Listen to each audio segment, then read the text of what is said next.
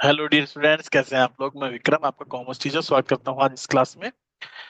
बेटा, आपको पता है हमने पार्ट बी से जो है financial statement of company class 12 chapter 1 start कर रखा था। और इस चैप्टर में अब तक हम लोग जो डिस्कस कर चुके थे, जो पढ़ चुके थे, वो था हमारा at the end last topic, जिसमें हमने 9 क्लासेज जो है अब तक ली है। और 9वीं क्लास में हमारा जो लास्ट टॉपिक था वो था format of statement of P&L, part 2, company act 2013 के अकॉर्डिंग शेड्यूल थर्ड में हम किस तरीके से स्टेटमेंट ऑफ P&L का फॉर्मेट बनाते हैं, इसके बारे में अब तक हमने पढ़ा है।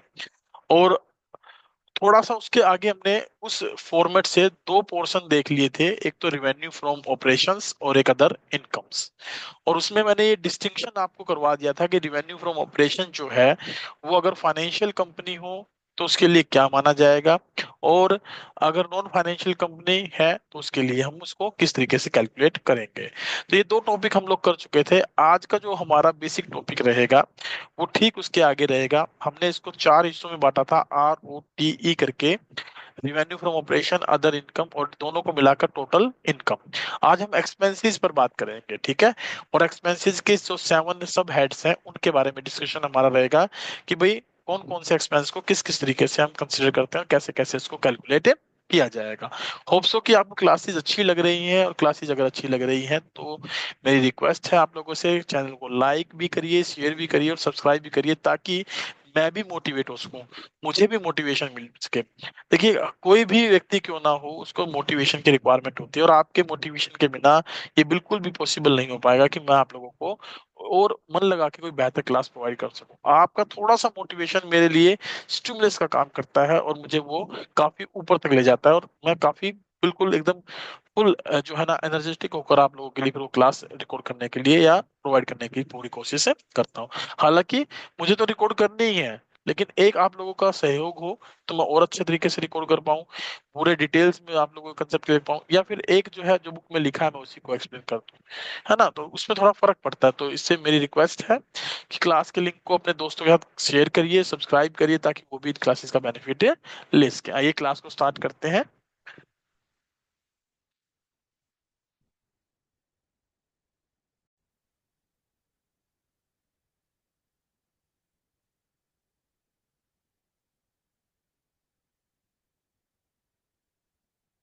चलिए, ये मैंने आप लोगों के साथ डिस्कस कर लिया था कि भाई जो है part 2, format of statement of P&L क्या है। और इसमें हम लोगों ने जो फॉर्मेट पढ़ा था उस फॉर्मेट में इसको 4 सब हेडिंग्स में, मेजर हेडिंग्स में हमने डिस्ट्रीब्यूट किया था, ROTE करके, जिसमें हमने R का मतलब समझा था revenue from operation, O other income, T total revenue या टोटल इनकम, और E का मतलब था हमारा क्या, दैट इज एक्सपेंसेस। और एक्सपेंसेस में मैंने 7 आपको सब हेडिंग्स लिखवाई थी। और इस फॉर्मेट को हमने कंप्लीट तौर पे समझ लिया था कि कैसे कैसे आइटम्स इसमें लिखे जाते हैं, किन में क्या क्या एलिमेंट हमारे शामिल होते हैं, किस तरीके से हम profit before tax, after tax calculate करते हैं। तो एक बार आप जिन्होंने भी हमारी प्रीवियस वीडियोस नहीं देखी है वो प्रीवियस वीडियो को जरूर देख ले, ताकि उसको थोड़ा सा टॉपिक कनेक्ट करने में दिक्कत ना आए, लिंकेज करने में दिक्कत ना आए। फिर हमने रिवेन्यू फ्रॉम ऑपरेशंस को समझ लिया था। रिवेन्यू फ्रॉम ऑपरेशन में हमने देख लिया था भाई किन किन आइटम्स को हम शामिल करते हैं। अगर कंपनी फाइनेंशियल कंपनी है तो उसमें किस तरीके से रिवेन्यू फ्रॉम ऑपरेशन की कैलकुलेशन की जाती है। अदर इनकम्स में हम क्या क्या शामिल करके चलते हैं, इसके बारे में हमने पढ़ लिया था।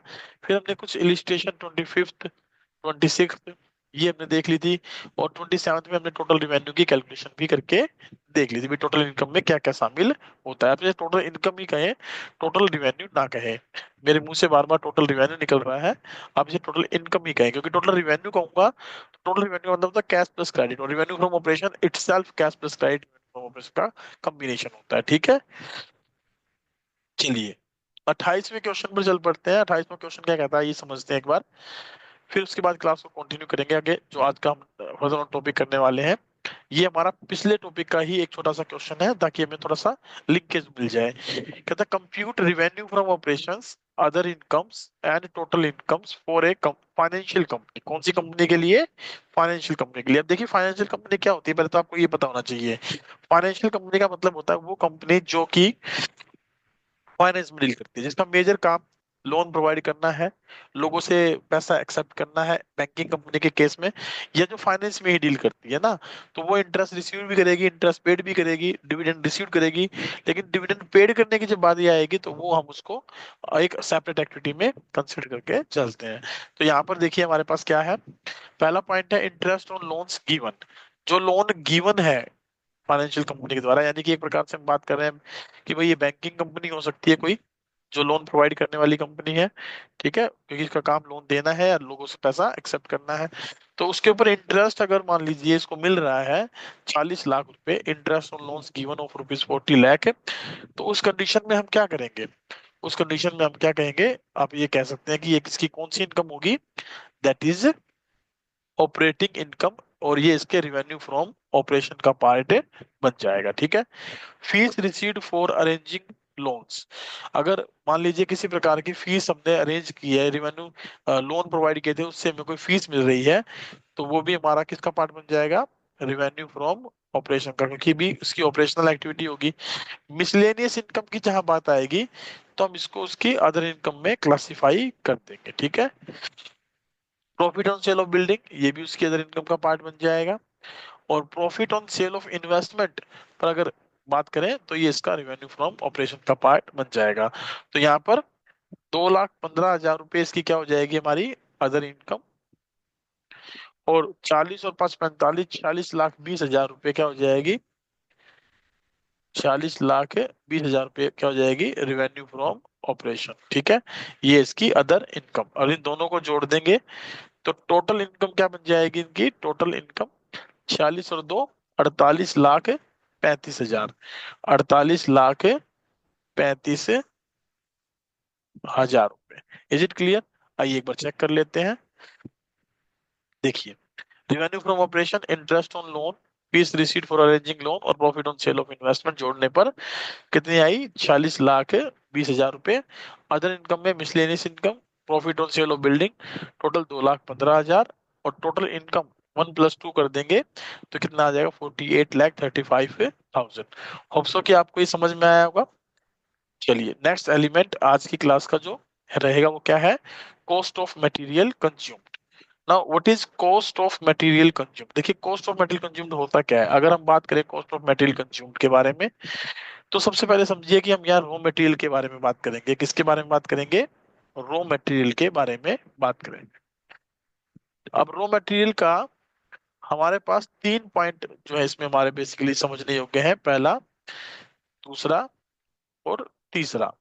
पहला पॉइंट हमारे सामने होगा कि अगर मान लीजिए कोई भी रॉ मटेरियल हमारे पास है तो उसका कुछ ना कुछ हमारे पास ओपनिंग स्टॉक हो सकता है, उसका ओपनिंग इन्वेंट्री बैलेंस हो सकता है, और एक हमारे पास क्या हो सकता है, उसका क्लोजिंग इन्वेंट्री बैलेंस या क्लोजिंग स्टॉक हो सकता है, ठीक है। और ड्यूरिंग द ईयर हो सकता है कि हम कुछ रॉ मटेरियल परचेज भी करें। क्या करें, परचेज भी करें। एक मिनट,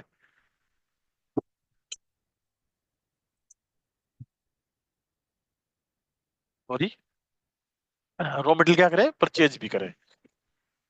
अगर रॉ मटेरियल परचेज करें, ठीक है, ओपनिंग स्टॉक अगर है और ड्यूरिंग द परचेज है, तो उस टोटल में से आप क्या लेस कर देंगे, क्लोजिंग इन्वेंट्री या क्लोजिंग स्टॉक। तो जो मेरे पास निकल कर आएगा उसे मैं क्या कहूंगा, कॉस्ट ऑफ रॉ मटेरियल या मटेरियल कंज्यूम्ड, ठीक है, cost of raw material consumed. तो क्या होता है, देखिए, cost of material consumed means cost of raw materials and other materials consumed in manufacturing of the goods, या इसके अलावा कोई ऐसा मटेरियल जो कंजम्पशन में या मैन्युफैक्चरिंग में यूज होता है उसको भी हम यहाँ शामिल करके चलेंगे। It will be calculated as follows, ये कैसे निकाला जाएगा, जैसे कि मैंने आपको बताया कि ओपनिंग स्टॉक हो आपके पास, ड्यूरिंग द ईयर परचेज हो, दोनों को जोड़ लीजिए, क्लोजिंग स्टॉक माइनस कर दीजिए, आपके पास क्या बच जाएगी, कॉस्ट बच जाएगी। तो इसका फॉर्मूला रहेगा opening inventory of materials plus purchases of materials minus closing inventory of materials. तो ये हमारा क्या बन जाएगा, एक फॉर्मूला बन जाएगा। इस फॉर्मूले के बेस पे हम क्या निकाल लेंगे, कॉस्ट ऑफ मटेरियल कंज्यूम, ठीक है। Opening inventory of material plus करेंगे परचेजेस ऑफ मटेरियल्स माइनस करेंगे closing inventory of materials. Note करिएगा, material such as store, fuel, spare part etcetera which do not end physically into the composition of finished good product are excluded from the raw materials and hence are shown under the other expenses। तो इनको हम other expenses में show करके चलेंगे। ये एक important point है, इसी पॉइंट को आप इंपॉर्टेंट पॉइंट मानकर नोट करेंगे, ठीक है। भी कॉस्ट ऑफ मटेरियल कंज्यूम्ड के बारे में बात आएगी तो स्टोर्स, फ्यूल, स्पेयर पार्ट्स, जो कि हमारा जो है ना, do not enter physically into the composition of finish products are excluded from raw materials. इसको रॉ मटेरियल से हम निकाल देंगे और इसको हम कहाँ दिखाएंगे, एज एन अदर एक्सपेंस के पार्ट में दिखाएंगे, कॉस्ट ऑफ मटेरियल कंज्यूम के पार्ट में शो नहीं करेंगे, ठीक है। आइए एक न्यूमेरिकल कर लेते हैं। देखिए न्यूमेरिकल में क्या लिखा है, compute cost of material consume from the following items. Inventory of material 1 अप्रैल 2023 को दिया है मुझे 3 लाख रुपए, 31 मार्च 2024 को दिया है 3,60,000 रुपए, रॉ मटेरियल की परचेज दी है 15 लाख रुपए और रिटर्न ऑफ मटेरियल परचेज दिया है 10,000 रुपए। अब रिटर्न ऑफ मटेरियल परचेज है तो आप उसको माइनस करेंगे तो ये मेरे पास बच जाएगा 14,90,000 रुपए, ठीक है, 14,90,000 रुपए। और during the year opening inventory कितना था मेरे पास, ओपनिंग इन्वेंट्री था 1 अप्रैल को 3 लाख रुपए, तो ये 3 लाख इसमें आप प्लस कर लेंगे, ठीक है। ये हो जाएगा मेरे पास 17,90,000 रुपए और इसमें से माइनस कर देंगे क्लोजिंग इन्वेंट्री 3,60,000 रुपए।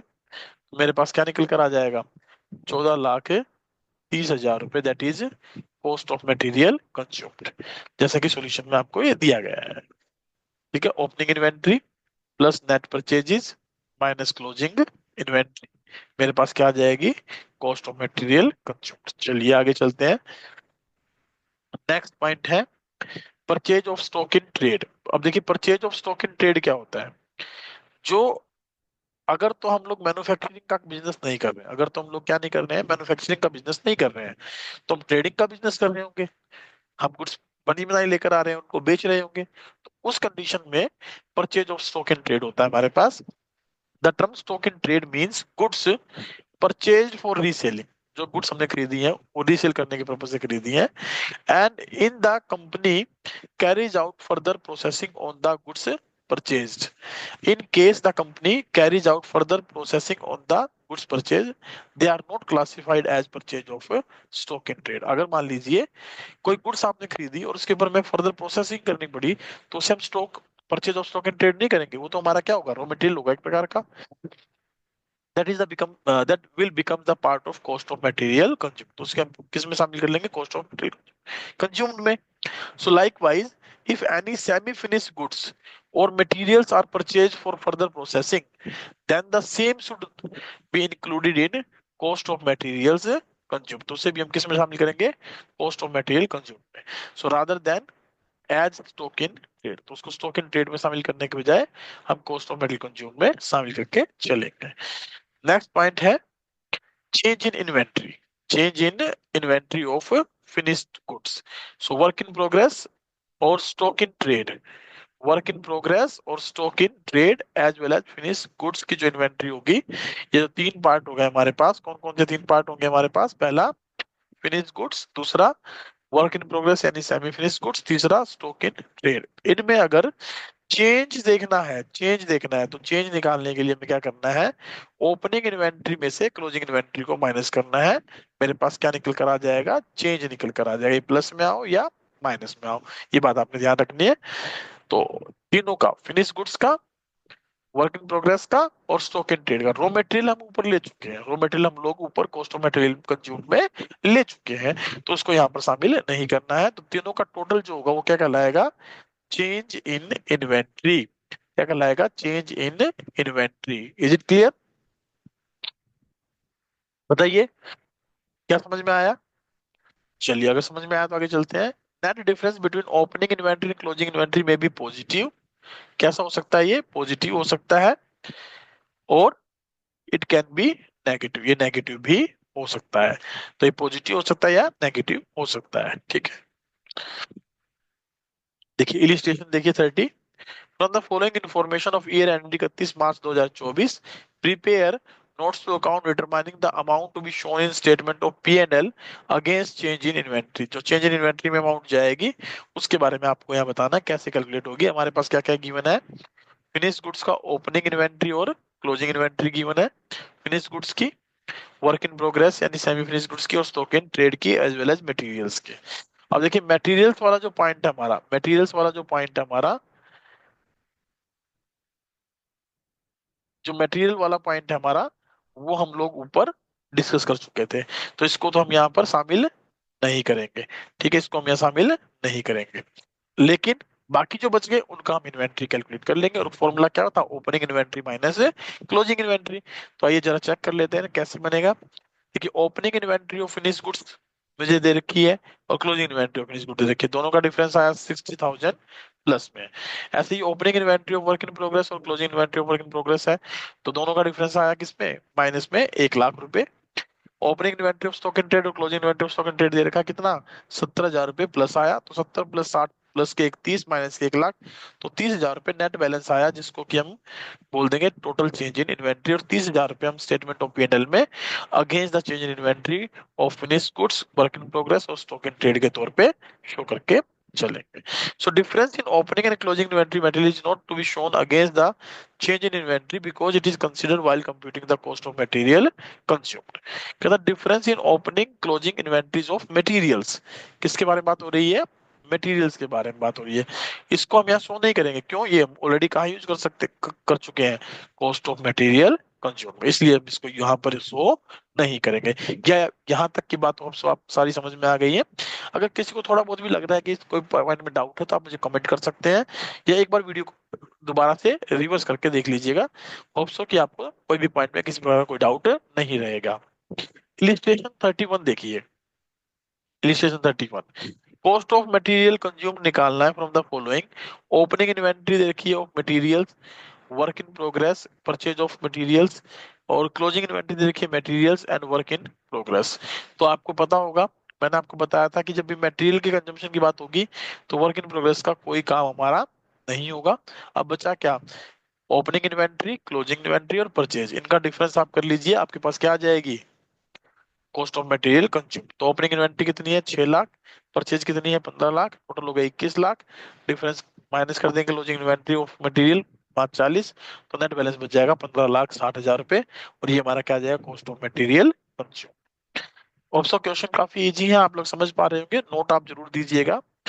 नोट में क्या लिखना है आपने, opening inventory of work in progress 2 lakh and closing inventory of work in progress rupees 1.5 lakh will not be considered as, these are shown under the change in inventories heading। ये किस में दिखाए जाएंगे, चेंज इन इन्वेंट्री हेडिंग्स में दिखाए जाएंगे। चलिए next है हमारा employees benefit expenses. Now what is employees benefit expenses, employees benefit expenses का मतलब होता है वो खर्चे जो एम्प्लॉय के बेनिफिट के लिए किए जाए, जैसे उसको हमने वेजेस दी है, सैलरी दी है, बोनस दिया है, leave encashment, wages, salary, bonus, leave encashments, ये सब उसके क्या है, बेनिफिट के एक्सपेंस है।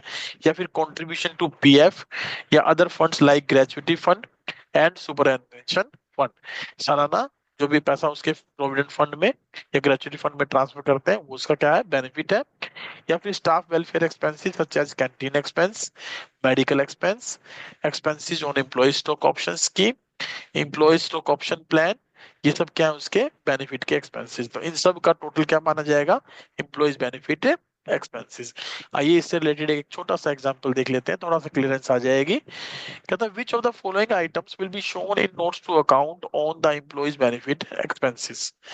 तो बताइए वेजेज आता है, चलिए वेजेज आता है, yes, wages is employee benefit expense, salary भी है। Office expenses is not the employees benefit expense, staff welfare expense आता है, entertainment expenses are not the employees benefit expense, bonus आता है, लिव इनकैशमेंट आता है, expenses on employment option stock option scheme आता है। तो इसमें से कौन कौन से नहीं आए, एक तो ऑफिस एक्सपेंस और एक एंटरटेनमेंट एक्सपेंस। देखिए वेजेस है, सैलरी है, staff welfare, bonus, leave encashment, expenses on employee stock option scheme, दो ऑप्शन, सॉरी, हाँ थोड़ा सा जुकाम हो रखा है, क्या करें भाई, गर्मी कभी सर्दी, कभी गर्मी कभी सर्दी, ये मौसम बदलता है ना, बदलते मौसम में कुछ भी हो सकता है भाई, जरा बच के रहें आप लोग भी। तो ये दो हमने छोड़ दिए हैं, तो ये हमारा जो है एम्प्लॉय बेनिफिट एक्सपेंस का पार्ट नहीं होगा। आइए थोड़ी कैलकुलेशन करके देखते हैं इस एग्जांपल के साथ। क्या था, इम्प्लॉइज बेनिफिट एक्सपेंसेस की कैलकुलेशन करके बताइए कितनी आएगी। तो बताइए, वेजेस आएगा, आएगा। मेडिकल एक्सपेंसेस आएंगे 30,000 रुपये, बिल्कुल आएंगे, इम्प्लॉइज के वेलफेयर के लिए है। सैलरीज आएगी, आएगी। प्रिंटिंग एंड स्टेशनरी आएगी, ये बिल्कुल भी नहीं आएगी, ये ऑफिस का खर्चा है। बिजनेस प्रमोशन एक्सपेंस, ये बिजनेस का खर्चा है। ग्रेचुटी पेड आएगी, आएगी। कॉन्ट्रीब्यूशन टू पीएफ आएगा, आएगा।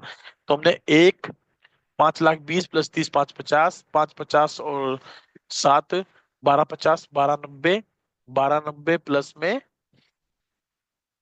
एक 13,90, 13,90 प्लस 50, 14,40, 14,40 और 10, 14,50, 15,50। टोटल बैलेंस कितना आ गया, 15,50,000 रुपये। आप यहाँ पर चेक कर सकते हैं, 15,50,000 रुपये। ये एलिमेंट हमने इसमें क्या किए हैं, शामिल किए हैं। Is it clear? Hope so कि आप ये समझ पाए होंगे, क्लियर कर पाए होंगे। आइए नेक्स्ट जो है एक्सपेंस पे चलते हैं, that is finance cost. That is finance cost. तो फाइनेंस कॉस्ट को दो हिस्सों में हमने बांटा है। फाइनेंस कॉस्ट को हमने क्या किया है, दो हिस्सों में बांटा है। कौन कौन से? एक तो इंटरेस्ट एक्सपेंसेस के तौर पे, जैसे interest paid on term loan, interest paid on overdraft, cash credit limit from the bank, interest paid on debenture, bonds, public deposits etcetera. और दूसरा क्या है, other borrowings cost. Other borrowings cost, इसमें क्या क्या आता है, जैसे discount on loss on issue of debenture return of, premium payable on redemption of debenture return of, loan processing charges, guarantee charges, commitment charges and commission paid for deposit mobilisation. Commission paid for deposit mobilisation exchange के लिए, ये क्या था, exchange के लिए पैसा जो हम खर्च करवाते हैं ना, एक्सचेंज के लिए, ठीक है, मॉनेटरी एक्सचेंज के लिए। तो ये सब क्या है, हमारे फाइनेंस कॉस्ट के एग्जांपल है। Is it clear? फिर से देख लीजिए एक बार। इंटरेस्ट एक्सपेंस में क्या आएगा, टर्म लोन का इंटरेस्ट, ओवरड्राफ्ट का, कैश क्रेडिट का, debenture, bonds and public deposits पर। और अदर बोरोइंग्स में क्या आएगा, डिस्काउंट और loss on issue of debenture, premium payable on redemption of debenture, loan processing charges, guarantee charges, commitment charges, commission paid for deposit mobilisation. एक तो ये, एक ये और एक ये तीनों बड़े इंपॉर्टेंट है, याद रखिएगा। ये आपके एग्जाम में पूछे जा सकते हैं। अब तक हालांकि पूछे नहीं गए, लेकिन इस साल पूछे जा सकते हैं, भाई ध्यान रखिएगा। आइए इलिस्ट्रेशन 34 करते हैं इससे related. Out of the following identify the items to be shown in notes to account on finance cost. आपको फाइनेंस कॉस्ट पर बताना है कि इनमें से कौन कौन से आइटम क्लासिफाइड किए जाएंगे under the notes to account. तो बताइए, क्या interest paid on term loan paid लिया जाएगा? लिया जाएगा। बैंक ओवरड्राफ्ट पर ब्याज लिया जाएगा। गारंटी चार्जेस आएंगे। बैंक चार्जेस नहीं आएंगे, बैंक चार्जेस नहीं आएंगे। बैंक चार्जेस हमारे नॉर्मल अदर एक्सपेंस का पार्ट होता है। Loss on issue debenture written off आएगा। Interest paid on public deposit आएगा। Commission paid to deposit mobilisation आएगा। तो हमने बैंक चार्जेस को छोड़ दिया, बाकी सब आएंगे। देखिए बैंक चार्जेस के बारे में क्या नोट दिया गया है, आप देख लीजिए। Bank charges are not included in finance cost because they are not incurred in connection with the loan, but for availing the services provided by the bank. So it is to be shown under the other expenses. ये कहाँ लिखा जाएगा, other expenses में लिखा जाएगा, other expenses में, ठीक है। आगे चलिए, इलिस्ट्रेशन 35 में थोड़ी सी कैलकुलेशन है, ये कैलकुलेशन भी करके देख लीजिएगा। आइए, पहला पॉइंट है interest paid on debentures. Interest paid on debentures आता है, आता है, ठीक है, ये ले लेंगे हम लोग। Interest paid on term loan, ये भी ले लेंगे, प्लस हो जाएगा। लोन प्रोसेसिंग चार्ज, ये भी ले लेंगे। Interest received on term, received on term deposit, received है, दैट इज इनकम, इनकम है, ठीक है, इसको हम यहाँ पर एक्सक्लूड करेंगे, ये हमारी अदर इनकम का पार्ट माना जाएगा। Discount on issue of debenture written of, ये ले लेंगे। Interest paid on cash credit, ये भी ले लेंगे, ठीक है। तो ये 1, 2, 3, 4, 5 एलिमेंट हम यहाँ पर लिख लेंगे, 75,000 को एक्सक्लूड करेंगे। ये फाइनेंस कॉस्ट को चेक कर लेते हैं। और अच्छा, इनमें ये भी बताना था क्या, एक बार मैं देखा नहीं, सॉरी, नहीं फाइनेंस कॉस्ट बताना, तो कोई बात नहीं, आप क्लासिफाइड कर लें। फाइनेंस कॉस्ट कौन कौन सी है, जिसमें इंटरेस्ट एक्सपेंसेस कहाँ कहाँ आ रहे हैं, जो इंटरेस्ट की बात हो रही है वो इंटरेस्ट एक्सपेंसेस की बात हो रही है, पेमेंट की, ठीक है, रिसीविंग की नहीं। और लोन प्रोसेसिंग और डिस्काउंट ये इधर में शामिल हो जाएंगे। तो ये 740 प्लस 80, 8,20,000 रुपये हमारे पास यहाँ पर आ जाएंगे। Is it clear? होप्स कि आपको समझ में आ रहे होंगे।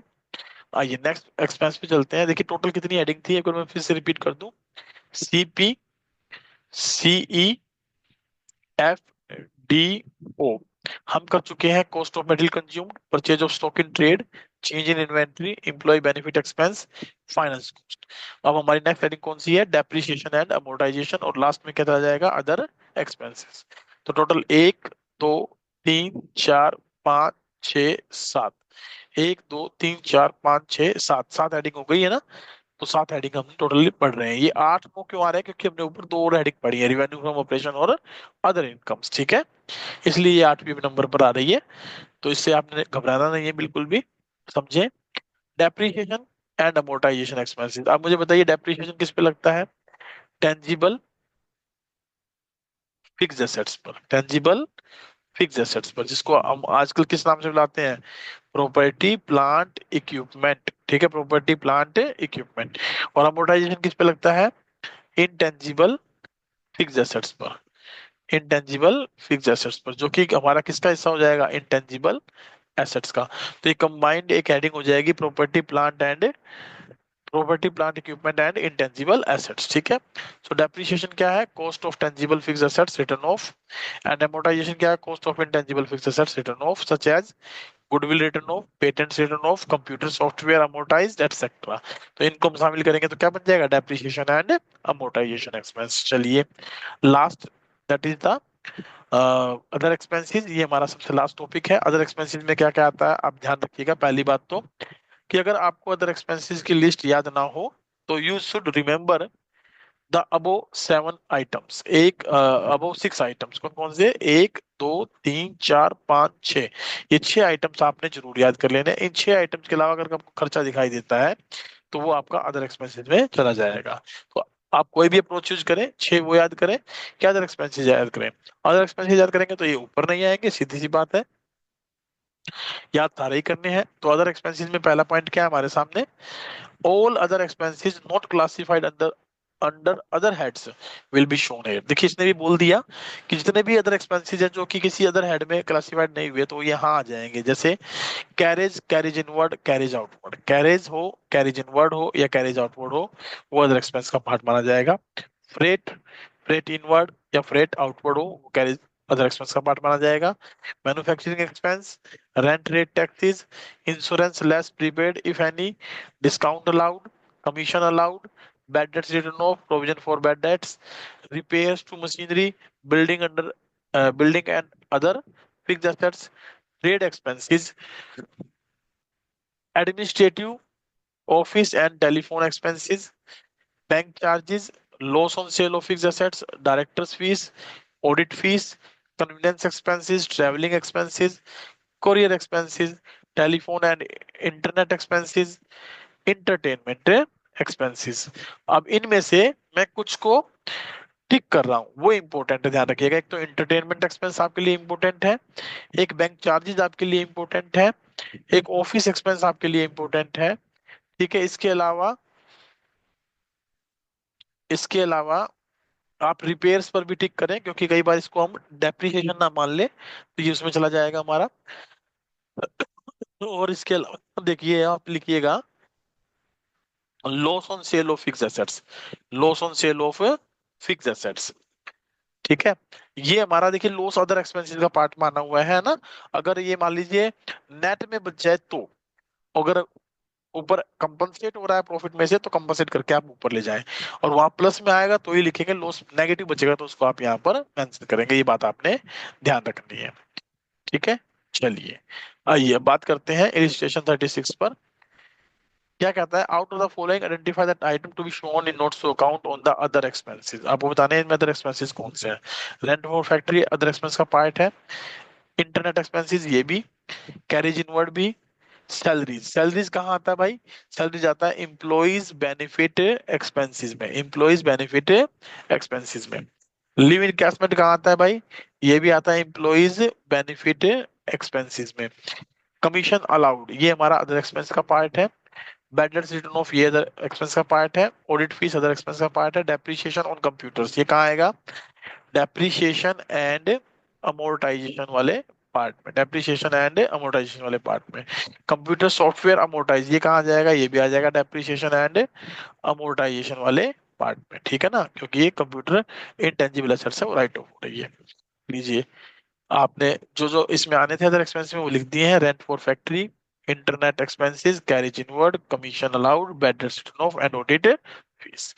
Illustration 37 आपके सामने है. You have to state major head क्या है, statement of P&L of a company के अकॉर्डिंग कहाँ कहाँ पर ये जाएंगे. तो सेल बताइए कहाँ जाएगा, रेवेन्यू फ्रॉम ऑपरेशन में जाएगा. वेजेस बताइए कहाँ जाएगा, एक्सपेंसेस के अंदर एम्प्लॉइज बेनिफिट एक्सपेंस में जाएगा.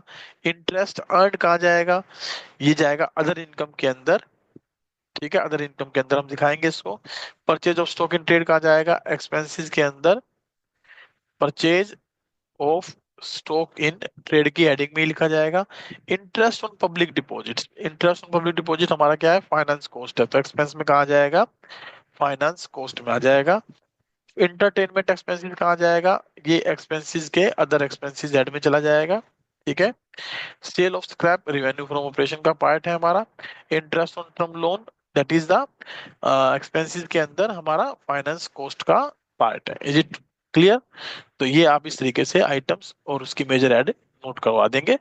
ठीक है. सेल्स में रेवेन्यू फ्रॉम ऑपरेशन है, interest on public deposit finance cost है, wages employees benefit expense, entertainment expense other expense, interest on other income, sale of scrap revenue from operation, purchase of stock in trade, purchase of stock in trade में आता है, interest on loan finance cost में आता है. Hope so कि आपको आज का ये टॉपिक क्लियर हुआ होगा. तो इस तरीके से आप इलिस्ट्रेशन 38, ठीक है, ये आप करके देखेंगे. ये आपके लिए है इलिस्ट्रेशन 38 होमवर्क में. आप इसमें बताएंगे मुझे कि कौन कौन से हेड, मेजर हेड, सब हेड आपके प्रॉफिट एंड लॉस के अकॉर्डिंग शो किए जाते हैं. तो इसको आप खुद से करके देख लेंगे. उसके बाद हमारे पास वेरी शॉर्ट आंसर क्वेश्चंस हैं जो कि हम अपनी नेक्स्ट क्लास में कवर करेंगे. और नेक्स्ट क्लास में क्या क्या कवर करने वाले हैं, वेरी शॉर्ट आंसर कवर करेंगे. और उसके बाद हम लोग बात करेंगे अपने अंडरस्टैंडिंग वगैरह जो भी क्वेश्चन आएंगे वेरी शॉर्ट आंसर में, क्योंकि हमारा क्वेश्चन इसी में से आना है 3 नंबर 4 नंबर का. ठीक है, कि कितने क्वेश्चन टोटल बनते हैं हमारे, 35-40 के करीब बनने चाहिए. चलिए 34 क्वेश्चन हमारे बनते हैं. तो 34 क्वेश्चन तक हम ये डिस्कस करेंगे, as well as short answer question हमारे सामने दिए गए हैं 1 से 21 तक. ठीक है, इनको हम लोग करके देखेंगे थोड़ा सा. और होप सो कि आपको जो अगर पिछली क्लासेस आपने देखी हैं तो उनके आधार पर आप इन क्वेश्चनों को बड़े इजी तरीके से कर भी पाएंगे. अगर वो क्लासेस अब तक नहीं देखी हैं तो प्लीज आप उनको जरूर देखें ताकि आपको टॉपिक क्लियर हो सके. ठीक है, तो ये 14-15 क्वेश्चन या 21 क्वेश्चन जितने भी हैं इन्हें आप करके देखेंगे. अगर किसी प्रकार का कोई डाउट हो तो you can contact me at 9671925624. ठीक है, आप इस नंबर पर मुझे व्हाट्सअप कर सकते हैं अपनी प्रॉब्लम. मैं आपको आपकी प्रॉब्लम का इंस्टेंटली या लेटर ऑन रिप्लाई जरूर करूंगा. और इस प्रकार इसके अलावा कोई समस्या हो तो आप मुझे बता सकते हैं. यदि क्लास आपको अच्छी लगी हो तो प्लीज अपने दोस्तों के साथ शेयर जरूर करिएगा. That is all about for today's class. Thank you very much. Bye bye, take care, have a good day.